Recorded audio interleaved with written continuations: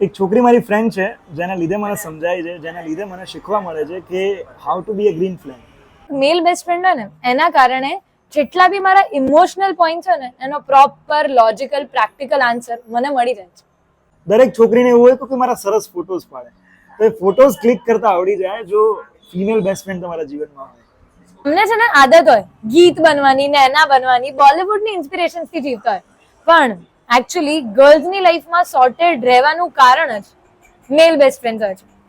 પીરિયડ્સના cramps હોય કે પછી મૂડ સ્વિંગ્સના ઇરિટેશન્સ હોય, એને કઈ રીતે હેન્ડલ કરવા એ કદાચ ગર્લફ્રેન્ડ સાથે રહીને એટલું સરસ રીતે ના સમજાય, પણ જ્યારે ફિમેલ બેસ્ટ ફ્રેન્ડ હોય તો વસ્તુ આરામથી સમજાય જાય. મેલ બેસ્ટ ફ્રેન્ડનું લાઈફમાં આવું કેટલું ઇમ્પોર્ટન્ટ છે ને એ મને ત્યારે વધારે સમજાય જ્યારે મને વ્હીકલ ચલાવવાની આળસ આવતી હોય અને સામેથી મને કહે છે આપી દે ચાવી. છોકરાઓ આમ તો સોર્ટેડ હોઈએ, ઇમ્પોર્ટન્ટ વસ્તુઓ ખબર જ હોય કે આ કરવાનું છે, આ નથી કરવાનું, પણ અમે નાની નાની વસ્તુમાં કન્ફ્યુઝ થઈએ કે ફ્લાવર્સ, ચોકલેટ્સ, ગિફ્ટ્સ, મમ્મીને શું આપવું, બેનને શું આપવું.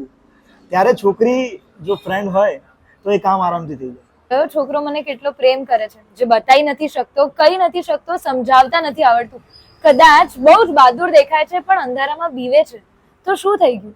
એની કેર, એની ફિલિંગ્સ સમજવા માટે મારે સહેજ પર્સપેક્ટિવ બદલવો પડશે. આ વાત પણ મને એક મેલ બેસ્ટ ફ્રેન્ડ જ સમજાવી શકે છે.